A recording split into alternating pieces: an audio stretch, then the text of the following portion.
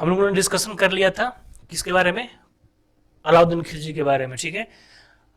हर जो सुल्तान हुए हैं या पीछे के जो राजा हैं ना, उनका स्थापत्य कला से रिलेटेड जरूर पूछता है क्वेश्चन, उन्होंने क्या बनवाया, उन्होंने क्या बनाया। लेकिन फेमस ऐसा नहीं कि कोई कुटिया बना दिया हो ना, तो वो नहीं पूछा जाएगा, भले हिस्ट्री में मेंशन हो लेकिन वो पूछा नहीं जाता है, ठीक है।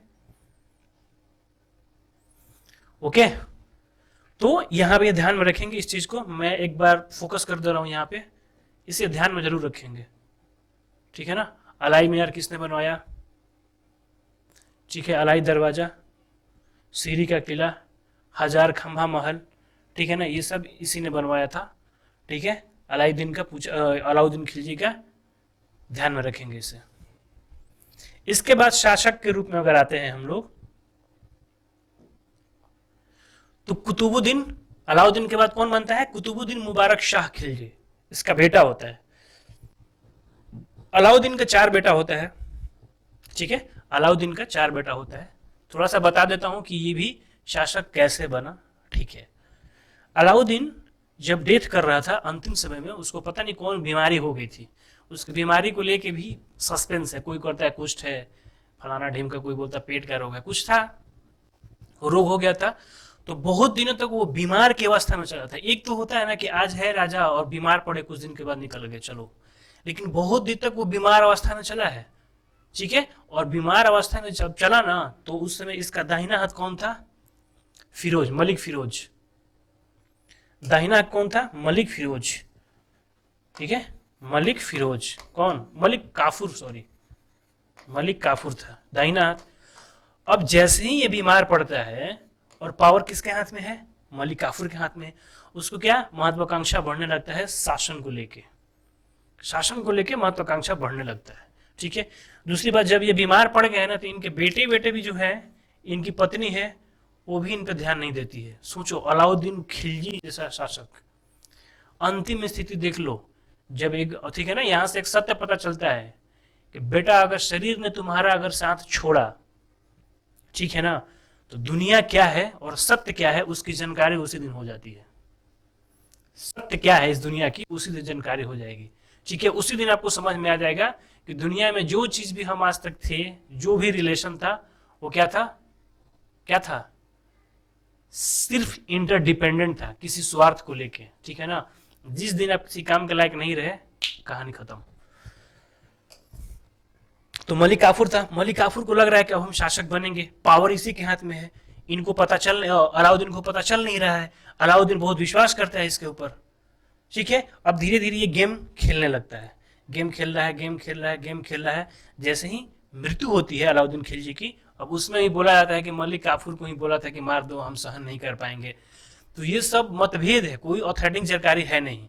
इसीलिए जब तक ऑथेंटिक जानकारी नहीं होती है ना, तो उसे आपको इतिहास से मेंशन भी नहीं किया जाता है, ठीक है। आपका जो टेक्स्ट बुक है उसमें मेंशन नहीं किया जाएगा, वो कहानी के रूप में कहीं से पढ़ सकते हैं, ना ही आपके एग्जाम में पूछा जाएगा। जब तक ऑथेंटिक नहीं होगा, पुख्ता प्रमाण नहीं होगा, तब तक वो सिर्फ कहानी, मिथ कहानी के रूप में चलेगा, ठीक है। तो मेंशन नहीं है, ऑथेंटिक नहीं है, ठीक है। तो ये है मेंशन कि मलिक काफूर महत्वाकांक्षी हो चुका था कि हम शासन करना है, ठीक है। जैसे ही मरता है वो धीरे धीरे शासन का बागडोर लेता है इसी के हाथ में। और अलाउद्दीन खिलजी के जो 4 बेटा है ना, वो धीरे धीरे उसको क्या करता है ना कि अंधा करवाते चलता है, अंधा करवा देता है, ठीक है। अंधा रहेंगे कुछ नहीं कर पाएंगे, अंधा रहेगा कर, और इनको क्या करता है, 3 को तो अंधा कर देता है, ठीक है। इसको भी कैद कर देता है, कुतुबुद्दीन मुबारक शाह खिलजी को भी कैद कर देता है, और फिर अपने आदमी को भेजता है कि जाओ जहां पे हम इसे बंदी बना कर रखते हैं ना, उससे मतलब कि उसे भी अंधा कर दो, ठीक है। जाता है वहां पे, वहां पे जब जाता है ना, तो वो जिसको भेजता है, तो जिस समय इसका बाप राजा होगा, जिस समय अलाउद्दीन खिलजी किंग होगा, उस समय ऐसी तो नहीं होगी कि इसकी वैल्यू नहीं होगी, मलिक काफूर की जरूर वैल्यू होगी, लेकिन इसकी भी तो वैल्यू होगी लोगों की नजर में, ये भी तो लोगों से मिलता होगा कि हाँ भाई राजा का बेटा है। वो आदमी जाता है इसको अंधा करने के लिए, उससे बात करता है, फिर ये इमोशनली बात करता है कि क्यों ऐसा कर रहे हो, हमने किसी का कुछ बिगाड़ा नहीं, वो हिजड़ा है वो क्या शासन चलाएगा, ठीक है। हम जितना गहना होना पहना था, वो राजा का बेटा था, हार बार पूरा पहना था, सारा हार दे देता है कि हार रख लो, तुम्हें डाउट है तो क्या करोगे मार को? तुम्हें जो चाहिए उससे मैं ज्यादा दे दूंगा। मलिक काफूर अगर तुम्हें मारने के लिए भेजा है, मलिक काफूर शासक बनेगा, तुम्हें कितना क्या मिल जाएगा? ज्यादा कुछ तो नहीं मिलेगा। तुम कुछ पैसे तुम्हें मिले होंगे, वो मिलेगा। ठीक है, एक काम करते हैं, हम तुम्हें उससे ज्यादा पूरा हार बार निकाल के दे देता है। बोलता है कि जिस दिन शासक बनेंगे हम, तो उससे ज्यादा तुम्हारी पदोन्नति या जो भी होगी हम करेंगे, तुम्हारा ख्याल करेंगे। क्यों उधर जा रहे हो? ठीक है, उसी में जो आदमी को भेजे रहता है ना, वो इसके तरफ आ जाता है। ठीक है, और यहीं से जो वो प्लान रच के भेजा है, ये प्लान रच देता है यहाँ पे। ठीक है, और इनको बोलता है कि जाओ उसको मार दो। ठीक है, अब यहाँ पे ये बैठे रहता है। वही आदमी, जिस आदमी को भेजा है इसे अंधा करने के लिए, वही आदमी जाता है और फिर मलिक काफूर को खलास कर देता है, मार देता है मलिक काफूर को। मलिक काफूर की वहां डेथ होती है और इधर इसका क्या, राजगद्दी इसको मिल जाती है। ये तुरंत राजगद्दी पे सवार हो जाता है। ठीक है, इसकी ये कहानी थी बनने की, राजा बनने की। ठीक है जी, तो कुतुबुद्दीन मुबारक शाह मलिक काफूर का वध करके, ठीक है, अप्रैल 1316 ईस्वी में, 1316 में उसकी मृत्यु होती है, गद्दी पर बैठा है। ध्यान में रखेंगे,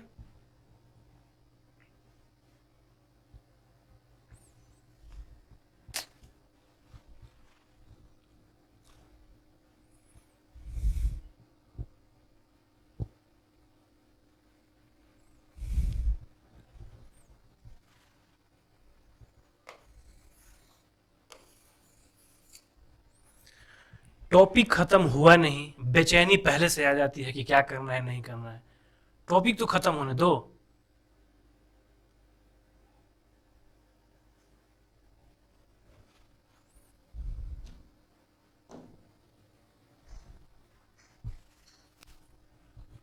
ठीक है,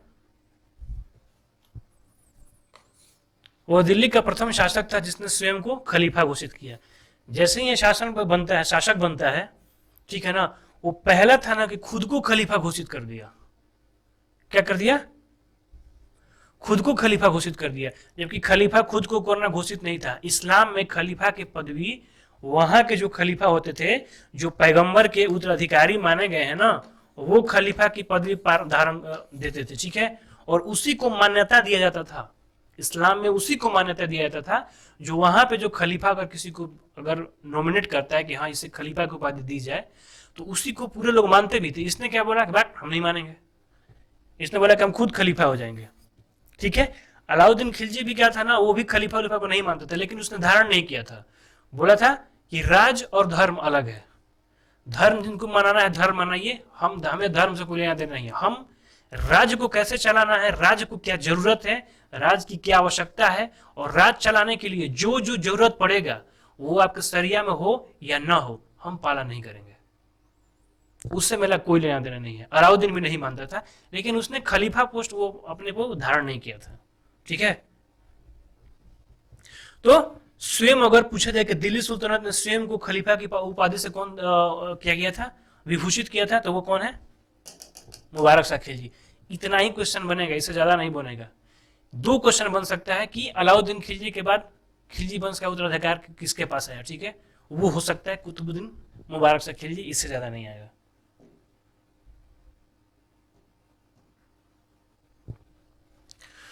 इसने और कोई उपाधि धारण किया था तो अल इमाम उल इमाम, खिलाफत उल अल्लाह। ठीक है, यही उपाधि धारण किया था। पूछा नहीं गया है। ठीक है, पूछा नहीं गया अपर एग्जाम के लिए। बर्नी के अनुसार वह कभी कभी, हाँ इसके साथ एक प्रॉब्लम थी, ये बाइसेक्सुअल था।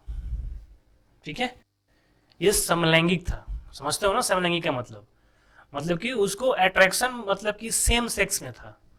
मेल है तो मेल में उसको अट्रैक्शन था। ठीक है ना, इसकी ये प्रॉब्लम थी। ये बात पूरा फैल जाता है। ठीक है, और जैसे ही राजा बनता है ना, तो फिर अयास भी हो जाता है। वो कभी कभी क्या करता था, बर्नी ने ही खुद लिख दिया, अपने बुक में लिखा हुआ है, नग्न होकर अपने दरबारियों के बीच दौड़ा करता था। नंगे दरबारी, जो दरबार लगा हुआ ना, सारा सरदार बैठे हुए हैं कि राजा राजा साहब आएंगे, ये साला नंगे दौड़ने लगता था, चुट्टा ये। ठीक है, उसमें अब इसको समस्या थी। दूसरी बात ये भी समस्या आ गई थी कि ये जो इसके सरदार थे उसी के साथ रहने लगा था ये, क्योंकि इसे सेम सेक्स का प्रॉब्लम है। समलैंगिक है। उस समय के जमाने में इसको मतलब बहुत विरोध माना जाता था। अब तो राजा तो है, जल्दी किया नहीं जा सकता, इसको हटाया नहीं जा सकता, लेकिन ये एक रीजन था कि इसको जो हटाया जाएगा। ठीक है, ऐसा करता था। इसी में एक था, कौन था, मुबारक हसन था, मालवा पे जब अधिकार किया था इसने। ठीक है, मालवा पे जब अधिकार किया था इसने ना, तो क्या किया था, मालवा पर अधिकार किया तो दो लोग को वहां से पकड़ के लाया था। ठीक है, एक था मुबारक हसन और एक कोई था, उसके लाया, उसके साथ भी रहता था। इसकी प्रॉब्लम थी। अब करे करे तो कोई क्या करे, ऐसा राजा हो जाए तो फिर दिक्कत है।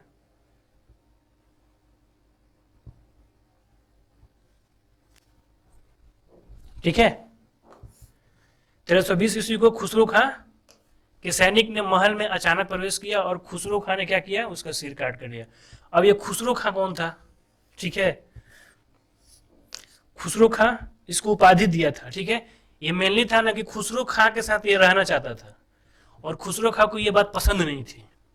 खुसरो खां को ये पसंद करते थे, दोनों मेल है, तो छोटा वो मेल है, उसको पसंद है, ये थोड़ा ही बाइसेक्सुअल है, समलैंगिक है, इसको पसंद नहीं था, लेकिन सारा पावर इसको देता था। ये बेचैन था कि हम क्या करें तो क्या करें। ठीक है, अंत में प्लान करता है, कभी कभी बहुत कुछ सामने ही कर देता था दरबार में बेचारा, इसके साथ चुम्बन उम्बन कर देता था इसके साथ। समस्या थी, इसको करे तो क्या करे। अंत में प्लान बचता है कि इसको मारेंगे राजा को हम। ठीक है, समझा? इसके बाद क्या होता है, अंत में ये प्लान रचता है 1320 ईस्वी में खुसरो खां। ठीक है, पूरा प्लान रच के जाता है और अचानक अटैक करता है। ठीक है, अचानक क्या है, अटैक करता है। अटैक करके ये भागना चाहते हैं, लेकिन खुसरो खां फिर उसको पकड़ता है। ठीक है, खुसरो खां पकड़ के उनका गर्दन अलग कर देता है, और इस तरह से कुतुब, ये क्या था, मुबारक खिलजी की क्या हो जाती है, मृत्यु हो जाती है। क्या हो जाती है, इसकी मृत्यु हो जाती है 1320 ईस्वी में। और ये अंतिम शासक था। ठीक है ना, मुबारक शाह खिलजी, खिलजी वंश का अंतिम शासक था। 1320 ईस्वी में इसकी मृत्यु हो जाती है। ठीक है, इसी तरह से यहीं पे खिलजी वंश का अंतिम शासक मरता है और खिलजी वंश खत्म। ठीक है, तो खिलजी वंश कब से कब तक चला, 1290 से लेके 1320 तक चला। ठीक है, जिसमें 3 शासक हुए, एक जलालुद्दीन खिलजी 1290 से 1296। ठीक है, 1296 से 1216 तक कौन रहे, अलाउद्दीन खिलजी, और 1296 1316, और 1316 से 1320 कौन रहा, कुतुबुद्दीन मुबारक शाह खिलजी। ठीक है सर, ये भूलने वाली जरूरत है नहीं, ये आपसे क्वेश्चन में पूछा नहीं जाएगा, पहले बता दे रहा हूं। ऐसा नहीं पूछा जाएगा कि बताओ कौन सा ऐसा सुल्तान था जो नंगे दौड़ा करता था, ऐसा ना आज तक पूछा गया ना कुछ है। ठीक है, आपको जब बड़ा लेवल का पेपर भी लिखोगे ना वहां पे, तो उसमें लिखना होगा ऐसा व्यभिचार, ऐसा वर्ड लिखना होगा। वो बाइसेक्सुअल था, उस समय समाज में ऐसी एक्सेप्टेंस नहीं थी, ये नहीं लिखने लगो कि नंगा दौड़ता था, ये दौड़ता था, वो दौड़ता था। ठीक है, ये मैंने क्या था, ये ऐसे ही था। ठीक है ना, तो आपको बताने के लिए मैं इसलिए बता दिया ना, ताकि तुम लोगों को ये लगे, तुम लोगों को ये ना लगे ना कि सर ने कोई, अगर टीचर, आप लोग तो इधर घूमते घूमते रहते हो, इस टीचर के पास उस टीचर के पास, पूरा एकदम सर्च करते रहते हो, वहां पर मान लो इसके जिक्र कर देता है, बहुत लोग जिक्र नहीं करता है, तो तुमको लगेगा सर को पता नहीं था, देखो सर पूरा अंदर की बात बता दिए। ऐसी बात नहीं होती है, कुछ कुछ बात उतना ही बताई जाती है जो एग्जाम पॉइंट ऑफ से हो। तो थोड़ा मैंने जिक्र कर दिया है, इसके आगे भी बहुत चीज है, लेकिन वो जिक्र नहीं करूंगा। ठीक है,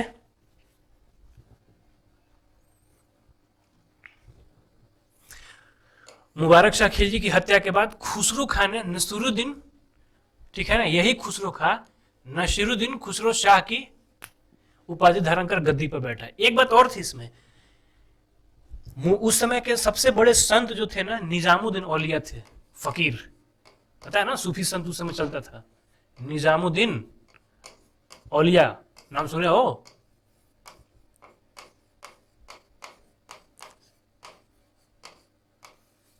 निजामुद्दीन औलिया, ठीक है, निजामुद्दीन औलिया थे उस समय के संत थे। निजामुद्दीन औलिया को पसंद नहीं थे, और ना ही इसे पसंद थे, ठीक है। बोलते थे क्या कर रहा है, अब निजामुद्दीन औलिया इतने बड़े संत थे, ठीक है। तो निजामुद्दीन औलिया से बनता नहीं था। तो उस समय दिल्ली में ऐसा नियम था कि हर पूर्णिमा को, पूर्णिमा या अमावस्या ऐसे ही कुछ था, मुझे उतना ध्यान में नहीं आ रहा है, वो पूर्णिमा है, उर्दू का वर्ड था, मैं देख नहीं पाया कि उस दिन पूर्णिमा उसे बुलाता है या अमावस्या बुलाता है, लेकिन हर पूर्णिमा और अमावस्या को जितना उसका दिल्ली का एरिया है जिसमें राज्य के अगर लोग जो राज्य में संबंधित हैं, ठीक है ना, राज्य में अगर शासन कर रहे हैं वो और गैर शासन अगर कोई बड़ा पद पे है वो, तो अमावस्या पूर्णिमा को राजा के पास जाना होता था हमेशा, उनको कुछ भेंट करने, गिफ्ट करने या मिलने या फिर स्वीकार अभिवादन करने के लिए सबको जाना था। जो भी उस राज्य के इंपॉर्टेंट व्यक्ति थे उनको जाना था। दिल्ली की बात कर रहा हूँ वहां पर, ठीक है। मुबारक शाह खिलजी अभी ये नंगे दौड़ रहा है, उघारे नहीं घरे दौड़ रहा है, सभी पसंद नहीं था उनको कि कहाँ जाए इसके पास हम, कोई ठीक है हम जाए इसको, इतने बड़े संत, उनको कोई लेना देना नहीं है, और गए साला नंगे दौड़ रहा हो तो क्या करेंगे हम, कौन सा इसको अभिवादन देंगे, ऐसा राजा बन गया है। तो ये जाते ही नहीं थे। अंत में अलाउ किया कि निजामुद्दीन को अगर अगले नहीं आए, अगले अमावस्या जो पूर्णिमा पड़ रहा हो, तो फिर हमें विवश होकर उनको लाना पड़ेगा। कुतुबुद्दीन मुबारक से खिलजी बोला, ठीक है। इसने बोले निजामुद्दीन लगे ठीक है देखते हैं अगली पूर्णिमा तक। चुपचाप ये मजार पे जे आके, अपनी माता के साथ मजार था जिनको मानते होंगे, सुबह में पूजा किया करते थे, इसके बाद कुछ नहीं बोले, ठीक है। जिस दिन, ठीक है ना, अगले ठीक सेम वही डे जिस दिन जाना है इनको और जिस दिन आदेश की कार्रवाई करेगा अगले पूर्णिमा के दिन, ठीक है।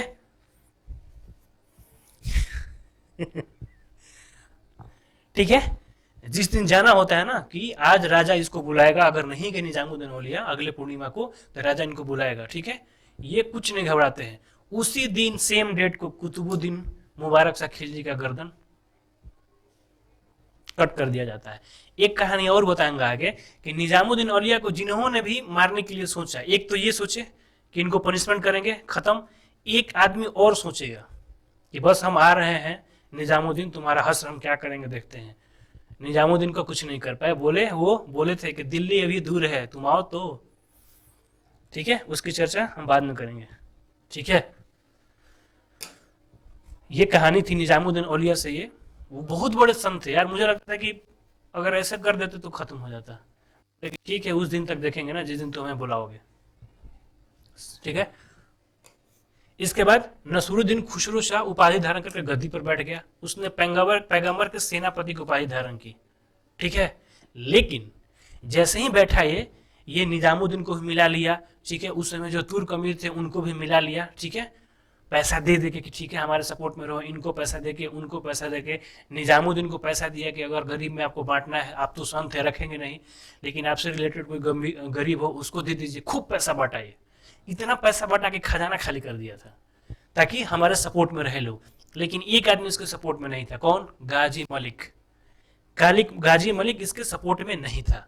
और उसने, ये पहले क्या था, ये था हिंदू था, पहले ये हिंदू था, बाद में ये कन्वर्ट हो गया था। मुबारक शाह खिलजी से जब मिला ना तो कन्वर्ट हो गया मुस्लिम में, ठीक है। क्या? मुस्लिम में। गाजी मलिक जो क्या किया, ये पूरा हल्ला करने लगा घूम घूम के कि देखियो इस्लाम खतरे में है, वो हिंदू परिवर्तित है, इस्लाम खतरे में है, ठीक है ना। उसमें ये हिंदू है, उसमें वो हिंदू है, वो हिंदू को सपोर्ट करता है, वो परिवर्तित मुसलमान है, वो मुसलमान नहीं है, कैसे शासन चलेगा। इस तरह का हल्ला करते करते लोगों को क्या किया, गाजी मलिक इकट्ठा किया, ठीक है। अंत में इकट्ठा करके दिल्ली पे जाके, दिल्ली से दूर ही दोनों में लड़ाई हो जाती है। लड़ाई में ये भाई साहब हारते हैं और गाजी मलिक जीत जाता है।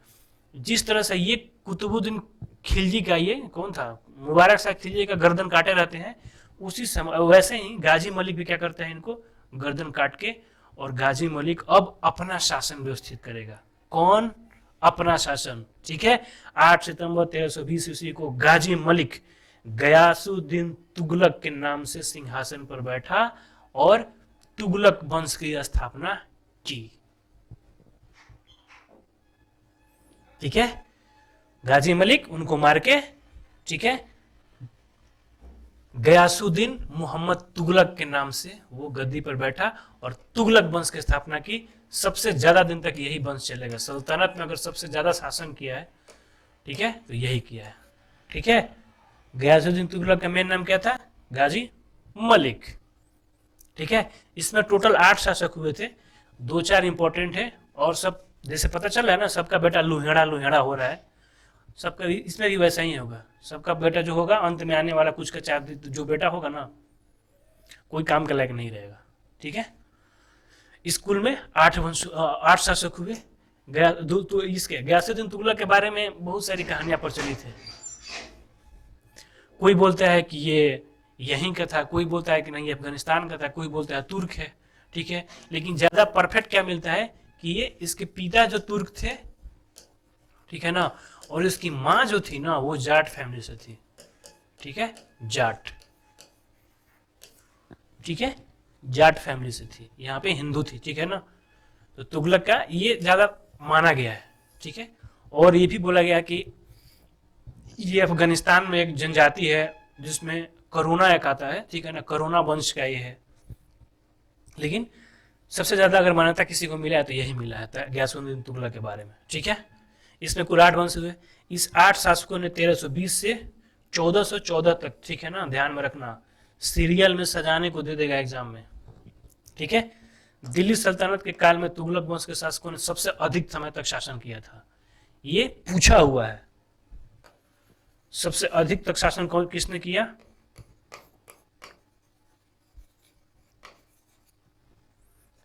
तुगलक वंश ने किया था।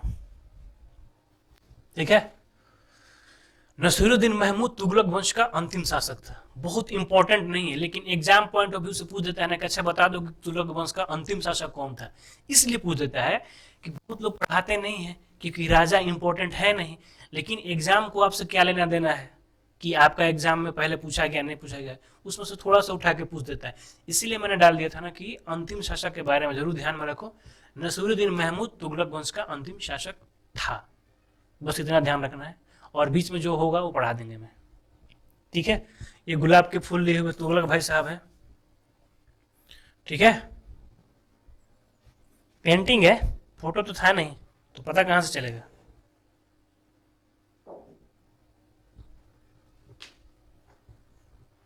समझ गए? अब गयासुद्दीन तुगलक चलेगा। तुगलक वंश का स्थापना हो गया। गयासुद्दीन तुगलक 1320 से 1325 तक 5 साल तक शासन करेगा। कितने साल तक? 5 साल तक गयासुद्दीन तुगलक। ठीक है,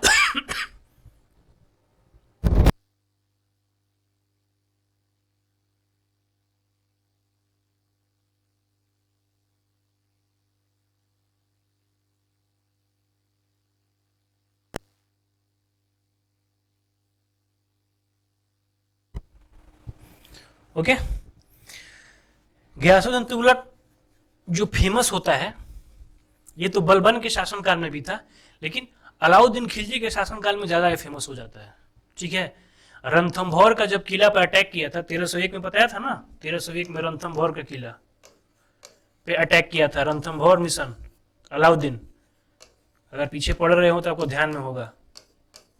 ठीक है, उसमें क्या था ना कि ये बहुत इंपॉर्टेंट रोल अपनाया था गयासुद्दीन, और वहीं से लोगों के अलाउद्दीन के नजर में आया कि अरे बहुत काम का आदमी है। ठीक है, ठीक है, इसलिए उसका पद बढ़ा दिया, और उसको उस समय अलाउद्दीन ने क्या किया, इसके बाद सीमा रक्षक का पद दिया था इसको। ठीक है ना, सीमा रक्षक मतलब पता चला बॉर्डर सिक्योरिटी फोर्स, बीएसएफ, सीमा रक्षक का पोस्ट दे दिया कि ठीक आदमी है। ठीक है, सीमा रक्षक जब पोस्ट भी वहां पे दिया जहां पे उस समय मंगोलों का आक्रमण होता था, जहां पे मंगोलों का आक्रमण होता था वहां पे इसको लगा दिया कि ये काम के लायक है, यही मंगोल को कर सकता है कुछ। ठीक है, और बात भी सही था, 29 बार इसने मंगोलों को हराया था, 29 बार मंगोल को पराजित किया था ये। ठीक है, इसी के उपलक्ष्य में इसे फिर मलिक उल गाजी की उपाधि मिली थी। जो गाजी मलिक पढ़ रहे हो ना, वो गाजी की उपाधि इसीलिए मिला था, उस समय मंगोलों को हराया था। ठीक है, तो इतना बड़ा था ये सीमा रक्षक का पद।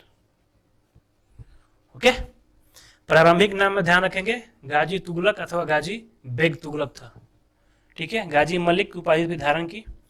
गयासुद्दीन तुगलक ने शाह की पदवी धारण की 1320 में, जैसे ही शासक बना था तो शाह की उपाधि धारण की थी, ध्यान में रखेंगे। इस सबका उपाधि धारण करता था, झेलना किसे पड़ेगा आपको, ठीक है ना, कितना पदवी ये बनाएगा और जितना जितना धारण करेगा उतना आपको झेलना पड़ेगा, ठीक है। उपाधि धारण की गाजी, काफिरों का घातक, वही मंगोल को मारने के बाद। दिल्ली का प्रथम सुल्तान शासक जिसने गाजी की उपाधि धारण की, ध्यान में रखेंगे ये पूछा गया है। सबसे पहले गाजी की उपाधि अगर किसी ने धारण की है तो वो गयासुद्दीन तुगलक। गाजी का मतलब होता है काफिर, काफिर का मतलब इस्लाम से जो अलग हो उसको काफिर उस समय बोला जाता था। इस्लाम के अलावा जो भी धर्म है उसको काफिर बोला जाता था, ठीक है। तो सबसे पहले दिल्ली सुल्तानत में गाजी की उपाधि धारण कौन की, कौन धारण की? तुगलक भाई साहब, गयासुद्दीन।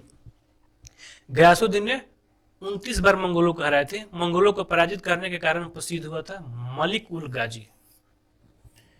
कैसे फेमस हुए? मलिक उल गाजी से, ठीक है। गयासुद्दीन तुगलक ने भूमि नाप की प्रथा को शुरू किया, ठीक है ना। इसने क्या बोला, अलाउद्दीन खिलजी जब था ना उस समय इतना कड़ा टैक्स लगा रखा था, इतना वो टैक्स लगा रखा था कि वो तो अमीर हो गया लेकिन आम जनता का हालत खराब हो गया था। जैसे ही यह बनता है शासक ना, वो सब टैक्स को हटाता है, ठीक है। पहले टैक्स को कम करता है कि नहीं इतना टैक्स नहीं लगेगा, भूमि कर को वो कम करता है, 1/3 कर देता है, ठीक है ना। उस समय ज्यादा लिया जाता था। इससे क्या हुआ, इससे इसको फायदा क्या हुआ, ये दिमाग लगाए देखो। ये अगर भूमि है किसी के पास, ठीक है, ये भूमि ज्यादा उपजाऊ है, ये भूमि ज्यादा उपजाऊ है और ये भूमि कम उपजाऊ है, ठीक है। अगर आप ज्यादा टैक्स यहां पे इंक्रीज कर देते हो, खूब टैक्स, तो आदमी क्या करेगा, सोचेगा कि जहां उपजाऊ भूमि है वहीं पे खेती करो, उधर लगाओगे टैक्स उतना ही देना पड़ेगा। अलाउद्दीन को मतलब उसे नहीं है कि आपका हुआ या नहीं हुआ। तो लोग क्या करते हैं कि छोटे छोटे जहां पे उपजाऊ था ना वहीं पे खाली खेती करते थे, तो इससे एरिया कम होता था। एरिया कम हुआ, टैक्स ज्यादा जा रहा है। इसने सोचा कि नहीं ऐसा नहीं करना है, टैक्स कम करो, ठीक है, लोगों का टैक्स कम करो। अगर उसमें भी टैक्स कम करने के बाद अगर फसल नहीं हो रहा है ना उसके मुताबिक फिर अगर हो सके तो और टैक्स कम कर दो, अगर फसल नहीं हुआ तो। इससे फायदा क्या हुआ, इससे फायदा ये हुआ कि कृषकों के पास क्या हुआ ना, पैसा जमा होने लगा, ठीक है। जैसे ही पैसा कृषकों के पास जमा होने लगा तो ये जो भूमि थी जहां पे कम उपजाऊ था ना, लोग यहाँ पे पैसा लगा लगा के अपना और थोड़ा व्यवस्था करके सिंचाई का जो भी होगा खेती करने लगे, ठीक है। इससे क्या होगा, इससे क्या हुआ, उत्पादन देखो बढ़ गया। यहाँ पे कितना अच्छा दिमाग लगाया। जैसे ही लोगों के पास पैसा बढ़ा ना, उत्पादन बढ़ गया। अब उत्पादन बढ़ गया तो जो यहां से टैक्स नहीं मिलता था वो टैक्स यहां से भी मिलने लगा गयासुद्दीन को। उससे और ज्यादा क्या हुआ, विकास हुआ, ठीक है। डाक विभाग समझ गए, और गल्ला बटाई, ठीक है ना, गल्ला बटाई और नस्क प्रथा लगाई था। वही कि अगर एक बार जो फसल हो गया देख लेता था वहां पे गल्ला लगा कि हाँ भाई इतना फसल हुआ है, इस पे जो आपको देना है टैक्स देना है ले लीजिए, नहीं हुआ है गल्ला कम है तो उस पे आप ले लीजिए। उस समय अलाउद्दीन के सामने नहीं था, तो थोड़ा ये बहुत उदारवाद भी था, ये जनता के साथ कम्युनिकेट करता था। ये हिंदुओं के प्रति भी क्या था ना उस समय बहुत लिबरल था, ठीक है। इससे इसीलिए इसका नाम आता है। डाक विभाग अधिकारी की व्यवस्था की, सर्वप्रथम डाक की व्यवस्था इसी ने किया था, ठीक है ना। लेकिन डाक आम आदमियों के लिए नहीं था, शाही लोगों के लिए डाक था, ठीक है। शाही जो लोग थे ना उसके लिए डाक था। क्या किया था, जगह जगह पे क्या थी, 2 से 3-4 किलोमीटर पे डाक की व्यवस्था कर दी गई थी। डाक का मतलब वो नहीं पोस्ट ऑफिस नहीं लटका रहता था, ठीक है। आदमी जाते रहते थे, एक परमानेंट आदमी चौकी बना दिया है, वहां पे एक पैदल सेना एक घुड़सवार सेना, कम दूरी है तो वहां पे पैदल सेना के लिए, इसके बाद घुड़सवार सेना हर 3 किलोमीटर पे या 2 किलोमीटर पे घुड़सवार सेना रहती थी। जिससे जाए, एक समय बोला भी जाता है कि डाक विभाग से ये गंगाजल मंगवाता था, हर रोज पानी पीता था वही डाक विभाग से मंगा के, ऐसा कहा गया है, ठीक है। तो डाक विभाग, और ध्यान रखना डाक विभाग का जो अधिकारी होता था उसको बरीदे मुबालिक बोला जाता था, ठीक है, जिसे सूचना विभाग का प्रमुख बोला गया। सूचना ही जाएगा ना, डाक से क्या जाता है सूचना, तो सूचना का अगर प्रमुख पूछ दिया जाए और कौन अधिकारी होता था तो ऐसे पूछ देता है कभी कभी कि बरीदे मुबालिक की व्यवस्था किसने की थी, या डाक विभाग अधिकारी का जो अधिकार होता था, अधिकारी जो होता था उसको क्या बोला जाता था, बरीदे मुबालिक। ये पूछा गया है क्वेश्चन थोड़ा सा अपर लेवल में, ठीक है। नहर बनाने का सबसे अगर प्रथम प्रयास किसी ने किया है सुल्तान ने यही किया है। अगर दूसरी बात यहाँ पे कंफ्यूज करोगे आप एग्जाम में, ठीक है ना, ठीक है ना। सबसे ज्यादा अगर किसने ये नहर बनवाया है तो वो हो जाएगा फिरोज शाह। वो कौन हो जाएगा? फिरोज हो जाएगा। और वहीं पे गलती हो जाती है, ठीक है ना। ऑप्शन में दोनों दे देगा, गयासुद्दीन को दे देगा और इसको भी देगा, लेकिन अगर शुरुआत बोला जाएगा तो गयासुद्दीन को लगाना, ठीक है ना। अगर मान लो नहीं है, गयासुद्दीन नहीं है, फिरोज है, तब फिरोज को ही लगा देना। लेकिन दोनों में अगर शुरुआत अगर ज्यादा पूछा जाए तो ये किया था कौन? फिरोज किया था। यहाँ पे कंफ्यूजन करता है, ठीक है। गयासुद्दीन तुगलक का प्रथम सैन्य अभियान तेलंगाना में किया था। जब मुबारक शाह खिलजी जब शासक बना था ना, इतना बड़ा शासन कर दिया था अलाउद्दीन खिलजी ने, और ये नंगे दौड़ रहा है दरबारों के बीच में, तो इतना दूर दूर शासन कौन करेगा, ठीक है। इतना दूर दूर तक शासन कौन करेगा?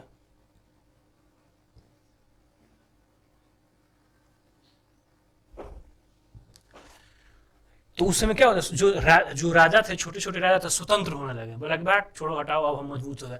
उसी समय ये तेलंगाना के जो राजा थे ना, ये भी स्वतंत्र हो गए। 1321 में क्या करता है, ये अटैक करता है। फिर कौन? गयासुद्दीन तुगलक। वहां पर जाके उनका 6 महीना तक घेरा डालता है, ठीक है। अब जैसे ही अटैक होता है ना, तो उधर से कोई ज्योतिष होता है, और कौन दिमाग लगाया, बोलता है कि आपकी पप्पा शरीर की मृत्यु हो गई है, ठीक है। 1321 में प्रथम सैन्य अभियान जो किया ना, बोला कि इसके इनके तेलंगाना में मृत्यु हो गई है, ठीक है। इसके बाद क्या हुआ? गयासुद्दीन नहीं, ठीक है, ठीक है, ठीक है, ठीक है, ठीक है, हाँ, गयासुद्दीन अपने बेटे को भेजता है। लेकिन उस समय राजा कौन है? राजा कौन है? अपने मोहम्मद बिन तुगलक, जो इसका बेटा है, ठीक है ना। इसका नाम जूना खां है, ठीक है। जूना खां इसका अभी फिलहाल नाम है। इसको भेजता है, ठीक है। यहाँ पे घेरा डालता है, लेकिन तब तक इसको बोला जाता है कि आपका पिता मर चुके हैं। ये वहां से छोड़ छाड़ के भागता है वहां पे, ठीक है। वहां जाता है तो पता चलता है कि पिता तो हमारे जिंदा है, फोन तो है नहीं। और वहां पे गुस्साता है, पकड़ता है एक एक आदमी को, ये ऐसा काम किसने किया, सबको कटवा देता है। फिर दोबारा 1323 में आता है, ठीक है। गयासुद्दीन का दूसरा जूना खां, यही जूना खां, MBT मोहम्मद बिन तुगलक किसी का नाम है, ठीक है ना। उलुग खां भी इसको बोला जाएगा। जूना खां दोबारा अटैक करता है और दोबारा इन पे अधिकार कर लेता है। पता नहीं ये सब क्या करता है, समझ में नहीं आता। जानता है कि मेरे ऊपर अटैक हो रहा है, एक चांस मिला हुआ है, फिर ये क्या किया, सब तैयारी किया, नहीं किया, फिर जाके हार गया चुट्टा, ठीक है। और पकड़ के इनको तो 1323 में सफल अभियान हुआ था, ठीक है। और उसमें तेलंगाना का नाम बदल के क्या कर दिया, सुल्तानपुर कर दिया।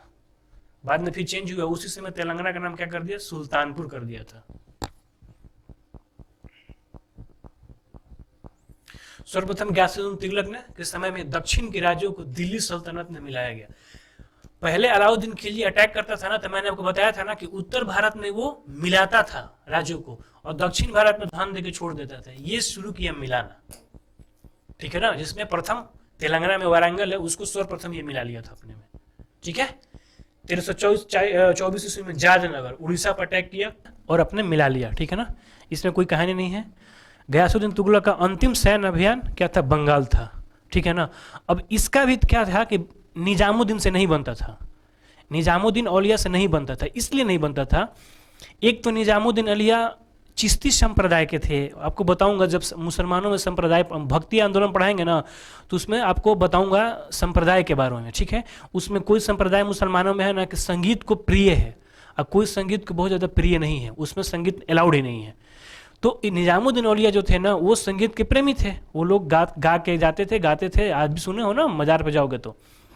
इसको ये पसंद नहीं था, ये सुन्नी था, सुन्नी लोग नहीं पसंद करते हैं गयासुद्दीन तुगलक को। दूसरा प्रॉब्लम था, दूसरा समस्या क्या था, दूसरा समस्या ये था कि मुबारक शाह खिलजी, मैंने आपको बताया ना कि लोगों को मिलाने के लिए, ठीक है ना, बहुत पैसा फेंका था, खजाना खाली कर दिया था। जब ये बना, शासक देखा कि खजाना ही नहीं है, पता किया, गुप्तचर विभाग को बैठाया, तो पता चला कि सब तो खजाना लेके बांटा हुआ है। उसको बोला कि सबको पकड़ के ले आओ, और सबसे लिया, ठीक है। उसमें निजामुद्दीन औलिया को 5 लाख टक्का या टंका बोला जाता था, उसमें दे दिया था, ठीक है। तो निजामुद्दीन औलिया थोड़ी अपने पास रखे थे, संत आदमी वो तो कुटिया में जाकर रहते थे, ये गरीबों में दान कर दिए थे। अब बोल रहा है कि ला के दो। निजामुद्दीन ने बोला कि नहीं है, जो करना कर लो, हम दे दिए, हमें कोई मतलब नहीं है उससे, अगर एक भी रुपया मेरे पास होता कि ले लो। निजामुद्दीन औलिया को 2 चीज़ों से नहीं बनता था इससे, एक ये, और उनका एक बोलते थे कि ये संगीत, ये कोई संत है ये जो आदमी दिन भर नाचते रहता है, गाते रहता है, संत है ये, ऐसा बोला। गयासुद्दीन तुगलक ने 56 जो लोग थे ना, 56 ठो धर्म के जो विद्वान लोग थे उससे संपर्क किया कि कम से कम इससे गलत साबित जैसे ही हो जाएगा ना तो निजामुद्दीन औलिया को काम खत्म करवा दें। 56 जो धर्मावलंबी थे सब लोग क्या किए थे कि निजामुद्दीन औलिया को सपोर्ट कर दिए, क्योंकि निजामुद्दीन औलिया इन लोगों के बाप लगते थे, उनके सामने जल्दी टेकना मुश्किल था क्योंकि बहुत बड़े संत थे। अंत में हार मान लिया। जब बंगाल अभियान से जब चला वहाँ से बोला ना कि निजामुद्दीन औलिया हमारे आने से पहले या तो पैसा लौटाएं वरना छोड़ के चले जाएं। तो वहीं पे निजामुद्दीन औलिया ने बोला ना कि हनूज हनूज दिल्ली दुरस्त। उन्होंने बोला था कि हनूज दिल्ली दुरस्त। हनूज दिल्ली दुरस्त मतलब दिल्ली अभी दूर है साहब, आइए। ठीक है, जैसे ही दिल्ली से 6 किलोमीटर जब ये पहुंचने वाले थे, 6 किलोमीटर दूर, तो इनके लिए ये बंगाल अभियान से आ रहे थे, तो रहने का व्यवस्था और साजो सामान इनका स्वागत के लिए किया हुआ था राजा से। लकड़ी का महल बना के, लकड़ी के महल में बैठ के ये हाथियों का देख रहे हैं क्या, उस समय गाय ये क्या बोलते थे, जानवरों को लड़ाया जाता था, जो भी होता था सर्कस टाइप का चल रहा है, उसी समय जो लकड़ी का जो बनाया रहता है ना वही गिर जाता है। जो इनके रहने के लिए महल बनाया रहता है लकड़ी का गिरता है और वहीं पे इनकी मृत्यु हो जाती है। निजामुद्दीन औलिया क्या बोले थे, हनूज दिल्ली दुरस्त। कुतुबुद्दीन मुबारक साखिल जी, ठीक है। इसके बाद गयासुद्दीन तुगलक की मृत्यु फरवरी 1325 में हो जाती है, वहीं पे मृत्यु होती है। ठीक है, इसमें बहुत लोगों ने बोला है कि इसका जो बेटा है मोहम्मद बिन तुगलक और निजामुद्दीन औलिया दोनों का क्या था, मेल मिलाप था, षड्यंत्र था। किसी ने बोला है कि नहीं, एक ने बोला है कि ये दैवीय प्रकोप था, एक ने बोला कि बिजली गिर गया था, लेकिन ज़्यादातर यही मानता है कि नहीं ये षड्यंत्र था। ठीक है, गयासुद्दीन तुगलक को दफनाया गया तुगलकाबाद, जो इसका किला है ना उसी के अंदर ये बनाया था, और ये मकबरा खुद अपना बनाया था। पता नहीं कि उसको विश्वास नहीं हो रहा था तो अपना मकबरा ये खुद बनवा लिया था। ठीक है, गयासुद्दीन तुगलक। तो ये था अपना तुगलक से रिलेटेड पॉइंट। ठीक है, जिसमें इंपॉर्टेंट अगर देख लिया जाएगा ना, इंपॉर्टेंट में आपसे अभियान नहीं पूछेगा, आपसे ये बात नहीं पूछेगा। ठीक है, हो सकता है अंतिम अभियान पूछ दे, लेकिन ये नहीं, ये नगर पूछता है, कब मृत्यु हुई पूछा गया है। ठीक है, नहर बनाने वाली बात ये पूछा गया है। ठीक है, तेलंगाना का नाम बदल कर क्या रखा गया था, किस, ये पूछा गया है। गाजी की उपाधि ये आप ध्यान में रखेंगे, ये सब आपसे नहीं पूछा गया, ये आपको नॉलेज के लिए मैंने दिया है। हाँ, डाक विभाग अधिकारी वाला ध्यान में रखेंगे, ये पूछा गया है। ठीक है, तो ये था गयासुद्दीन से आपका इंपॉर्टेंट पॉइंट जो मैंने बता दिया है। और जो इंपॉर्टेंट नहीं है, मतलब इंपॉर्टेंट है, थोड़ा सा अच्छा एग्जाम देंगे तो वो भी आपको यहाँ पे ऐड किया हुआ है। ठीक है, तो ये था आपका तुगलक। आगे पढ़ेंगे हम लोग कल MBT मोहम्मद बिन तुगलक के बारे में। तब तक के लिए कल मिलते हैं।